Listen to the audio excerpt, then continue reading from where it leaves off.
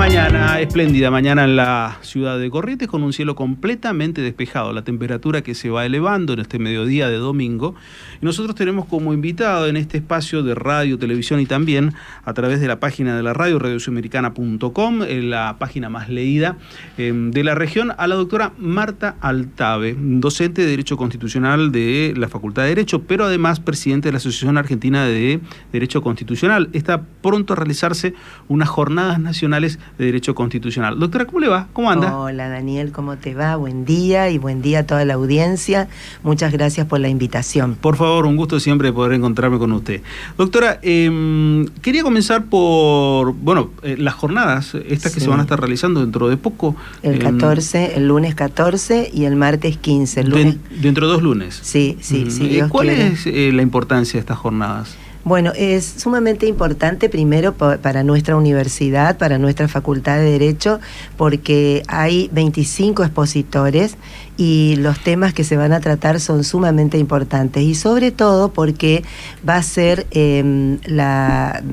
anfitriona nuestra facultad. Todo se hace en el campus de la calle Libertad, 5470.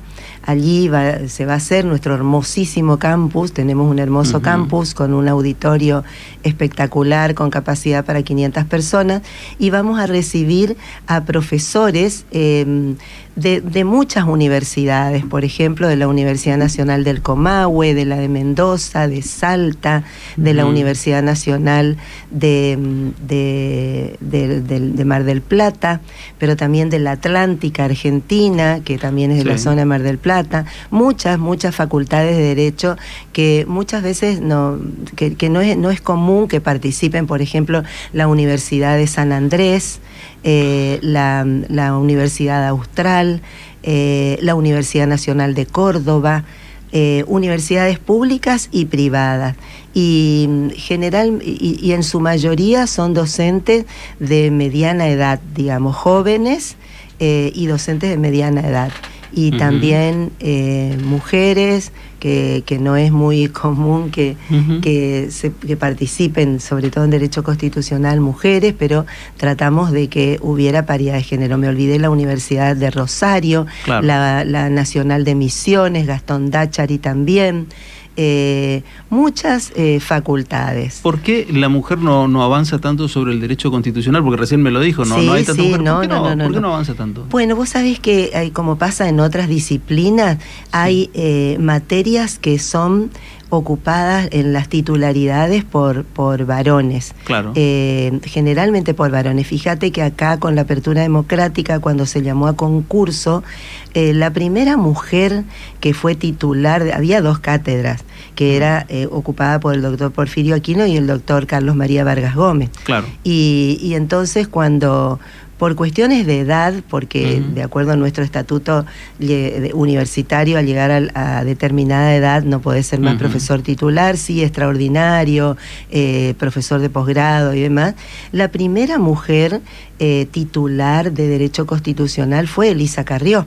Claro. Que fue titular de Derecho Constitucional y Derecho Político. Y bueno, fíjate, había tiene que ver, siempre volvemos a lo mismo, ¿no es cierto?, con los estereotipos de género y con los roles de género. Es decir, lo que debe ser una mujer y lo que debe hacer una mujer, ¿no? De eso estamos hablando.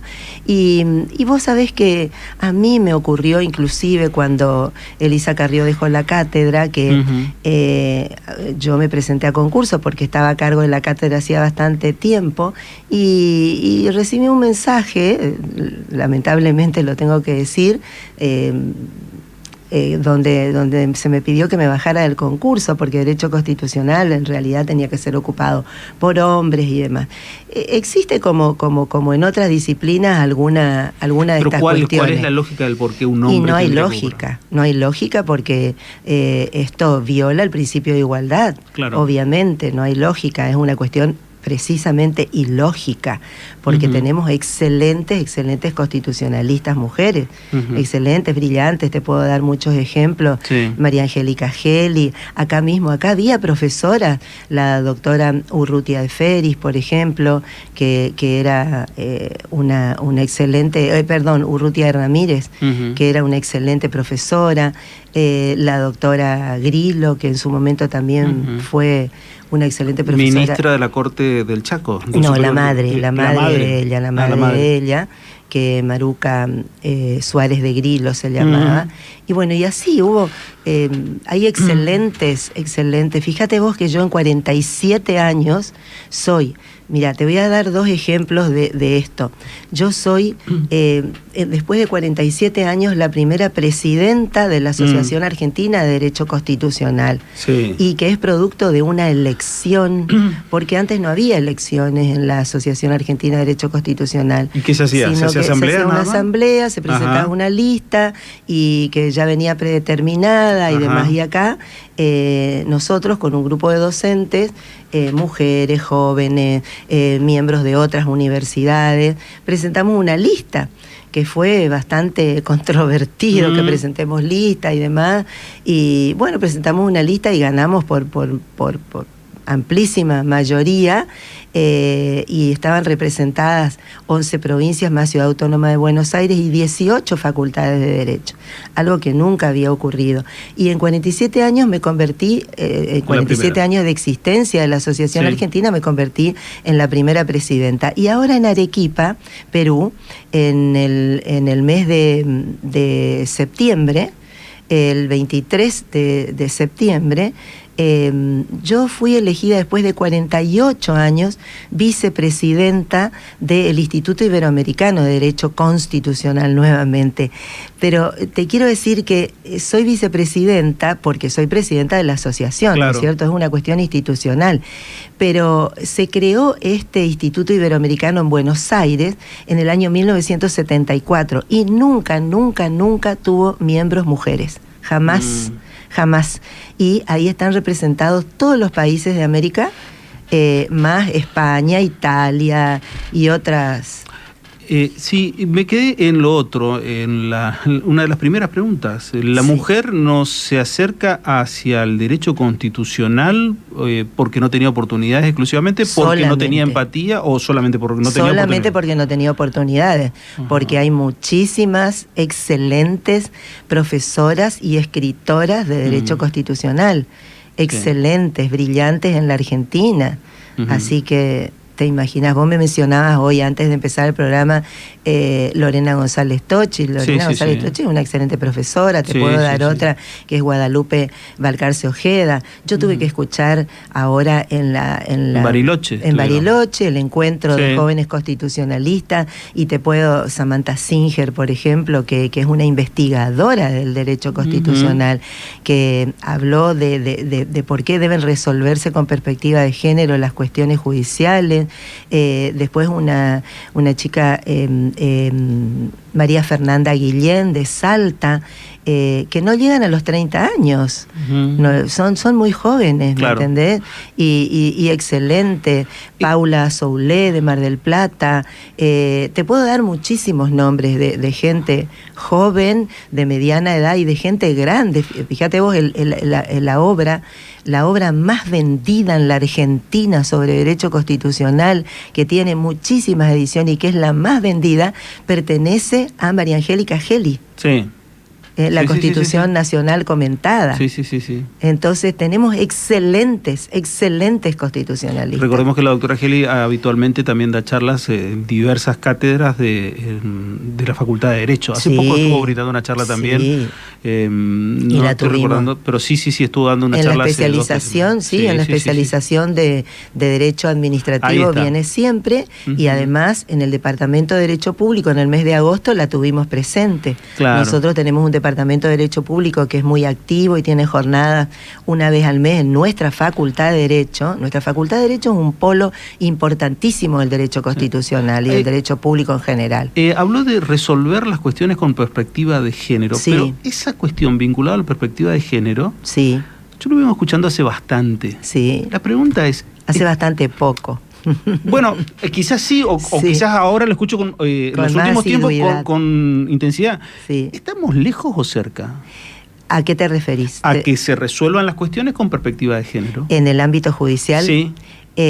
No estamos lejos, no estamos lejos. Vos sabés que ya hay hermosas sentencias e importantes sentencias del Poder Judicial de la provincia de Corrientes, de la provincia del Chaco, de la provincia de Misiones, hablo de la región, pero también a lo largo del país. Yo te digo que nosotros hacemos un monitoreo muy importante de las sentencias con perspectiva de género desde la Asociación de Mujeres Jueces de Argentina. Yo soy vicepresidenta de la Asociación de Mujeres Jueces de Argentina y tenemos un reservorio, un archivo, te diré, de las sentencias con perspectiva de género. Y hay muchísimas interesantes que no solamente provienen de mujeres jueces, sino también de varones. Y fíjate vos la paradoja que se da, por ejemplo, en el Superior Tribunal de Corrientes. El Superior Tribunal de Corrientes está integrado exclusivamente por hombres. Claro. Son 5 varones. Sin embargo... más, agrego un dato. Sí. Agrego un dato que por ahí pasa y no lo dicen o algunos se olvidan.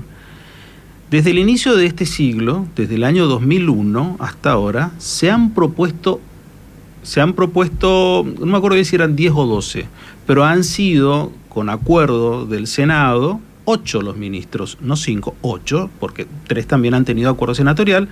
La particularidad es que esos 3 han fallecido, pero no en el cargo, sino esos tres se han jubilado y después 2 de ellos se han jubilado y han fallecido posteriormente, y uno en el cargo sí ha fallecido, como el doctor Farisano, y todos fueron hombres. Las propuestas del Ejecutivo siempre fueron de hombres.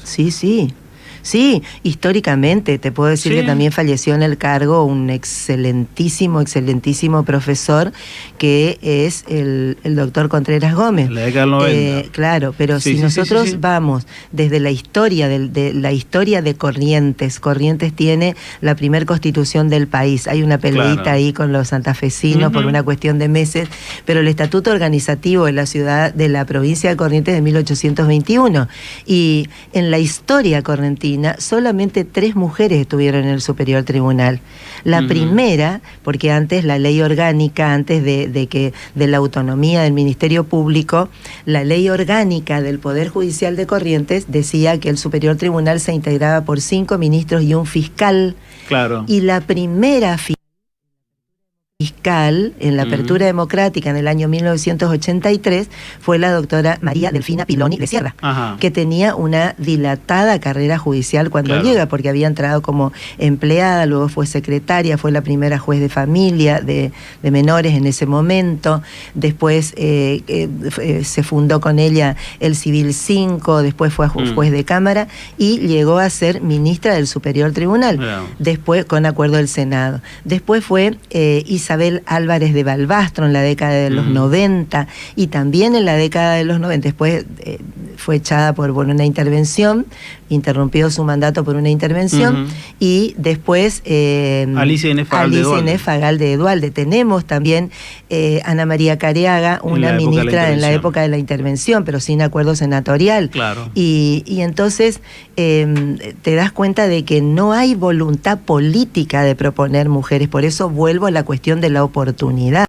En las ternas, vos ves, te dicen, o sea, ¿cuál es el eslogan de aquellas personas que quieren negar esta realidad? La realidad, me refiero a la realidad de que no hay voluntad política de designar mujeres, es decir, no la tiene el Ejecutivo. No lo digo por este gobernador que creo, no sé, tendría que pensar, pero creo que este gobernador Valdés nunca tuvo oportunidad de proponer ministros para el Superior Tribunal. De hecho no, hasta ahora no.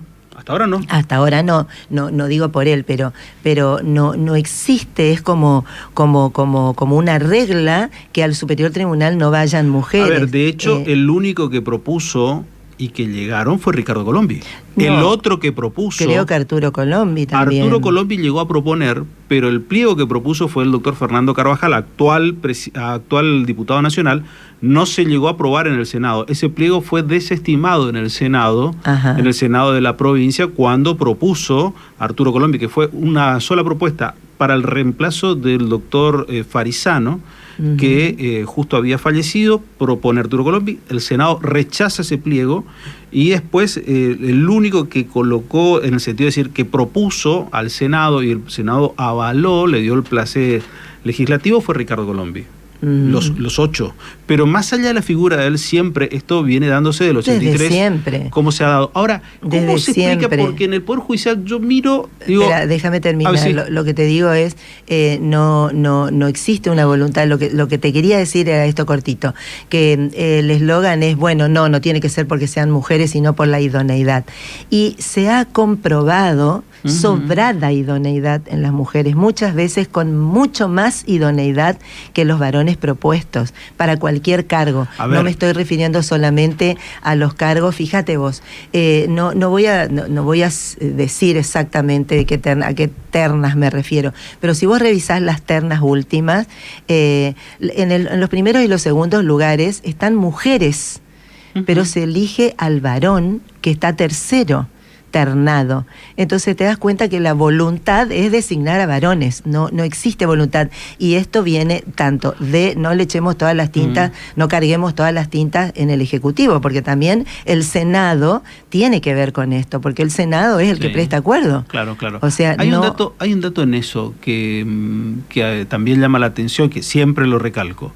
A la hora de rendir los exámenes, el Poder Judicial se compone de diríamos, un par de aristas. La primera, dos en particular, los que rinden y los que no rinden. Los que no rinden están en el extremo más bajo, diríamos, el personal de ordenanza y el Superior Tribunal de Justicia. Esos no rinden, solamente son a propuestas. Sí, a propuestas. Bueno, en esos casos está lleno de hombres. En los otros, en los que se rinden, yendo desde escribientes, pasando por secretarios y pasando por magistrados, la mayoría son mujeres. Bueno, ahí, a la hora de rendir el examen, las mujeres ganan. Bueno, ahí podemos hacer varias cosas, pero nos quedó algo en el tintero. Yo te decía, cuando vos me preguntabas si se juzga con perspectiva de género, termino esto y te contesto la pregunta. Cuando yo te decía, hay 5 hombres en el Superior Tribunal, y esas personas están muy bien formadas en lo que tiene que ver con perspectiva de género, y entonces sacan fallos muy interesantes y que están inclusive registrados en la Oficina de la Mujer, porque juzgaron con perspectiva de género. En la Oficina de la Mujer de la Corte Suprema de Justicia de la Nación hay un loguito que dice OM en verde, grande, y entonces vos vas ahí y vas a encontrar fallos del Superior Tribunal de Corrientes dictados con perspectiva de género. Voy a esta otra inquietud tuya. Mirá lo que pasa en los diferentes escalafones. Es cierto lo que vos decís, que en aquellos escalafones donde se designan, donde no hay que rendir examen, que es el escalafón Servicio de Maestranza y Superior Tribunal, son todos hombres. O en su mayoría, por ejemplo, en el escalafón de... O de ordenanza su mayoría. De ordenanza, para ser un poco más preciso. Ahora vuelvo a ordenanzas. Y después me decís, hay mucha gente en el escalafón administrativo y de funcionarios y magistrados, ¿no? Pero fíjate cómo se da. Es cierto que esto habla del mérito. O sea, está lleno de mujeres porque quiere decir que ganan los concursos con mayor facilidad o con mayor amplitud que los varones. Por eso hay muchas mujeres. Claro. Pero fíjate vos, si miramos el mapa de género de estos escalafones, ¿dónde están las mujeres? Están como empleadas administrativas, o sea que no tienen que trabajar muchísimo porque son la base de un juzgado, de una cámara y demás, porque es el engranaje más importante del trabajo, porque tiene que ver con toda la gestión, ¿no es cierto? O sea que tenés que trabajar con el intelecto, con la precisión, con la puntualidad, con un montón de cosas, y son sumamente aptas. Después tenés muchas mujeres en las primeras instancias. Jueces de primeras instancias, asesoras, defensoras de primeras instancias. Pero cuando vamos a Cámara, que es la segunda instancia y última ordinaria, porque el Superior Tribunal ya es una instancia extraordinaria, corte de elección exclusivamente política, como vos señalás, no con concursos y demás, ahí no hay mujeres en paridad. No hay mujeres en paridad. Vos me podrás decir mi cámara que tiene tres mujeres. Miro la Cámara Civil enfrente también, por eso te estoy mirando. Sí, pero fíjate. Todas mujeres hoy. Claro, pero esto es capital, ¿no es cierto? Vos te vas a la vuelta nomás y tenés la Cámara del Crimen, 3 mujeres, 3 varones. Claro, la Cámara de Apelaciones. La Cámara Criminal de Apelaciones. Y después te vas al top 2, creo que es. Son ahí tenés todos 6, varones. de los cuales tenés 2 mujeres y 4 varones. El último reemplazo, sí, era una mujer la que se había retirado, la doctora Morilla, y que ingresó el doctor Esquivel. O sea, de 6 quedaron 2 mujeres. Claro. 2 mujeres y 4 varones. ¿Te das cuenta? Pero si te vas al interior... Pero espera, ahí yo te digo otra cosa, me permito tutearte porque te conozco. Sí. En la parte de instrucción, vos fíjate que tenés en la base de los 6 juzgados de instrucción hasta hoy, digo mujeres. Porque vamos a pasar a garantía, todo eso a partir del martes, pero 5 son mujeres. Sí, por eso te digo, en esas primeras instancias. Claro. Y excelentes juezas. Claro. ¿Y en el interior qué me querías contar? Y en el interior, la mayoría de las cámaras están integradas por varones. ¿Y por qué? Ay, bueno, porque... Volvemos al tema de la selección. No tienen la culpa los que están ocupando los cargos. Tienen, no culpa, qué sé yo, no sé, responsabilidad, digámoslo, los órganos políticos. Porque nosotros tenemos un sistema mixto de designación. Claro, sí. No es que el perfil que se busca intrínsecamente sigue siendo con un perfil netamente machista. Obviamente, estoy segura, lo afirmo y te lo firmo. Sí, por supuesto que sigue siendo un rol absolutamente machista. Quería volver al tema de las ordenanzas. Ordenanzas, que no tienen que rendir examen. Pero ahí hay un estereotipo de género absolutamente marcado y un rol de género marcado. Porque la mayoría son varones y no le dan oportunidad a las mujeres porque son fuertes, porque tienen que llevar expedientes, porque tienen que correr. Escúchame, y se olvidan que las mujeres que tenemos que cuidar a los viejos de la familia, los tenemos que alzar, llevar al baño, alzar los hijos. Nosotros también somos forzudas. Yo te puedo dar otro dato que para mí va más en lo estereotipo que eso que estás diciendo, porque yo suelo ver también ordenanzas mujeres que van y traen papeles. Los choferes. Ah, sí, por supuesto. Como que la mujer no sabe manejar. No, pero y ese es un emblema, un estereotipo clásico y emblemático, diríamos. Absoluto, un rol pero vos género. Encontrás, es así. Yo actualmente veo en la calle veo mujeres manejando los vehículos, los patrulleros de la policía. Me parece muy bien, perfecto. Está muy bien, porque si es capaz y está en condiciones que lo haga, muy bien. Ahora, en el Poder Judicial, choferes son solamente hombres. Hombres, es cierto. Es así y en muchas otras dependencias. Y esto se repite en todas las provincias, ¿eh?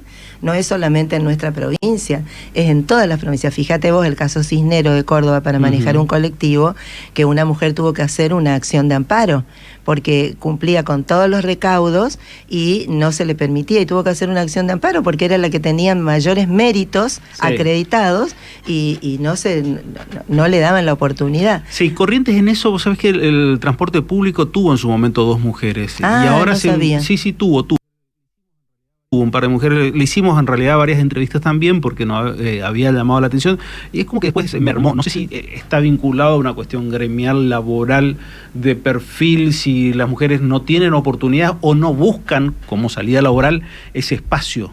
Porque también eso es otra cosa que por eso te preguntaba hoy, si el derecho constitucional es una cuestión de empatía o de oportunidades nada más. De oportunidades. Mira, en mi caso, yo, a pesar de haber ganado las elecciones, la lista nuestra, que justamente se llama federalismo plural, porque la idea es dar participación a facultades de derecho que nunca estuvieron presentes en la Asociación Argentina de Derecho Constitucional, a jóvenes a los que no se les daba oportunidad. Sí, en sus inicios, cuando estaban grandes hombres como Vidar Campos, Espota, pero después, bueno, las cosas se modificaron y entonces nosotros comenzamos un movimiento para tratar de revertir esta situación a ver cómo, ayúdame con el término, como desacralización de una, de un estereotipo que tenían que ser varones de Buenos Aires, de la Universidad de Buenos Aires o de la Universidad Católica. Entonces, ese perfil, que tenés que cumplir con el perfil. ¿Cuál es tu perfil? El perfil haber ido a esa facultad, en esa ciudad, o pertenecer a ese espacio público que es nada más está vinculado a esa ciudad. Bueno, y un sector de los asociados sistemáticamente nos impugnan mi presidencia, impugnan un montón de cosas. ¿Por qué? Primero porque soy mujer. Entonces esto es como imperdonable en la asociación para un grupo, no para las nuevas generaciones pero, o sea, no quieren un cambio generacional. Yo no soy un cambio generacional porque tengo 67 años, pero sí tengo ideas diferentes. Entonces, pero el cambio generacional no es una cuestión de edad, me parece que es una cuestión de pensamiento. Pero lo loco de todo esto, ¿sabes qué? Es que yo sí algo miré siempre y me gustó mucho la cuestión del derecho constitucional, es esos preceptos básicos que establece como pautas ordenatorias de la sociedad, como es el principal que siempre me sedujo, es el tema de la igualdad. A igualdad de trato y de oportunidades. Exactamente, la igualdad tiene que ser total y plena, pero vos me decís no, que existe un perfil netamente machista dentro de la misma asociación. Dentro de la misma asociación. Que en realidad la base de esa asociación, el derecho constitucional, lo que apunta es la igualdad. Y me quedo con una frase que la otra vez me decía un profesor, como que también decía... todos somos iguales ante la ley, pero algunos somos más iguales que otros. Por supuesto. Eso tiene que ver. Bueno, pero lo otro que te quería decir, lo que es imperdonable, es que yo pertenezco a una facultad periférica, si se quiere. Claro. O sea, es considerada una facultad periférica la UNE. Para ese sector que es centralista, porteño, que piensa en la UBA, en la UCA, en ese tipo de universidades, ¿me entendés? Y nosotros ahora abrimos la jugada para que haya facultades que... tanto privadas, como por ejemplo la Universidad Austral, la de San Andrés, como públicas, la de la Patagonia, pero que lo que queríamos es que esté representada el norte, el sur, la Patagonia, el centro, y lo logramos. Hoy nuestro comité ejecutivo representa, como te digo, a 18 facultades de Derecho. Y entonces, y ahora... y tenemos la participación de muchas más, y tenemos participación de jóvenes. Vos no sabés lo que fue ese encuentro de jóvenes docentes de Derecho Constitucional en Bariloche, ahora en octubre, el 5 y 6 de octubre. Fue multitudinario, y cuesta llegar a Bariloche, te digo, sí. Cuesta llegar, y bueno, y fueron y dieron unas charlas y unas conferencias espectaculares, o sea que tenemos un potencial intelectual interesantísimo en toda la Argentina. ¿Jornadas acá en Corrientes cuándo? El lunes 14 y el martes 15. Se inicia el lunes 14 a las 16 horas con una conferencia magistral de Elisa Carrió sobre el valor de la democracia. Esa es la temática de esa conferencia. Luego sigue un panel que justamente va a tratar desde diferentes ámbitos el valor de la democracia, y ahí tenemos profesores de la Universidad Católica de Córdoba, de la Universidad Nacional de Córdoba, de la Universidad Nacional de Mar del Plata. Bueno, no me acuerdo más en ese panel. Después tenemos otro tema que tiene que ver con la libertad de expresión y las responsabilidades ulteriores, a raíz precisamente de este fallo último de la Corte Interamericana de Derechos Humanos, que es una condena a Costa Rica sobre responsabilidad civil, indemnizatoria del tema de los periodistas, donde se fijan estándares interesantísimos. Acá justamente en Bariloche, un joven docente de la UNE, Gerardo Poser, habló de que pertenece a la Cátedra de Derecho Constitucional de la UNE, habló muy bien de los estándares de ese fallo. Es un joven de Santa Lucía, pero que hace muchos años está en nuestra cátedra y dio una brillante exposición sobre eso, pero ahora va a ser van a ser otros los panelistas, vienen de la Universidad Nacional de Salta, de la Católica de Salta, bueno, varios. Después vamos a hablar de justamente esto, de lo que estábamos hablando, de la igualdad de oportunidades y de trato, las cuestiones de género y demás. Vamos a hablar de la modificación de la composición de la Corte en cuanto a números y de la modificación del Consejo de la Magistratura. Y después el último panel, que va a ser el martes, sí tenemos a la mañana, desde las 8 de la mañana, 2 paneles hasta las 12:30, y desde las 4 de la tarde nuevamente hasta las 8 de la noche, otros 2 paneles. El último del día martes va a ser las encrucijadas del federalismo. Viste que nosotros tenemos un Estado federal, pero que muchas veces no se cumple. Partimos de una premisa muy parecida a la de Estados Unidos, que las provincias son anteriores a la nación. Y que entonces las competencias las tienen las provincias y excepcionalmente nación. Y sabemos que en la actualidad este axioma es como que se dio vuelta. No se cumple, ¿me entendés? Y entonces, bueno, queremos retomar esa discusión tan importante para las provincias. Es decir, tratamos de vivir la realidad, de debatir temas que tienen que ver con lo que está sucediendo. Con el día a día. Con lo que está sucediendo, y que el derecho constitucional tiene una responsabilidad importantísima, porque tiene que ver con los derechos de los ciudadanos, ¿me entendés? Que tiene que ver con la defensa de los derechos más importantes que se dan en la parte dogmática de la Constitución, donde tenés la enumeración, los tratados, todo lo que vos quieras, pero también el funcionamiento de los órganos creados por la Constitución: Ejecutivo, Legislativo, Judicial, Consejo de la Magistratura, Jurado de Enjuiciamiento de Magistrados, Auditoría General de la Nación, Defensor del Pueblo, que hace más de 10 años que no tenemos Defensoría del Pueblo. Todo eso tiene que funcionar bien para que en realidad se pueda cumplir la primera parte de la Constitución, ¿no? Los derechos. Doctora, gracias por venir, muy amable. Gracias a vos por invitarme y por permitirme un domingo, espero no haber aburrido a la audiencia, por favor, hablar de derecho constitucional. Muchas gracias, Daniel, muchas gracias. La doctora Marta Altave. Nosotros nos reencontramos el domingo que viene en este mismo espacio, y ahora seguimos media hora más en Radio Sudamericana. Gracias.